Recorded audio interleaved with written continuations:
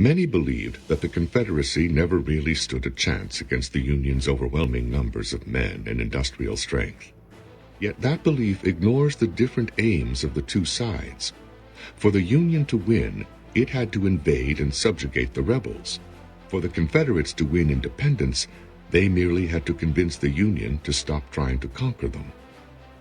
Confederate President Jefferson Davis formulated a strategy for independence that called on the Confederacy's armies to punish enemy forces as they invaded rebel territory, in hopes that severe losses would convince the Federals that the price in lives and treasure for restoring the Union was too severe.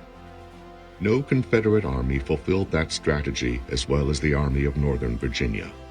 For 4 years, it held the larger Union Army of the Potomac at bay, and on several occasions it took the war into Yankeedom.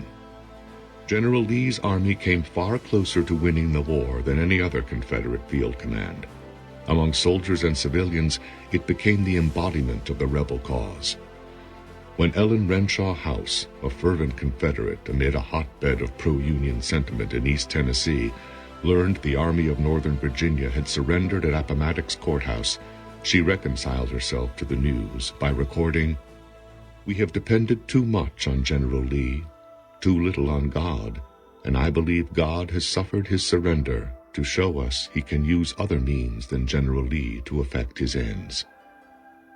Lee's unparalleled success amid Confederate disasters in other theaters elevated his men to symbols of the independent Confederacy, and indeed came close to convincing the Union to give up the fight.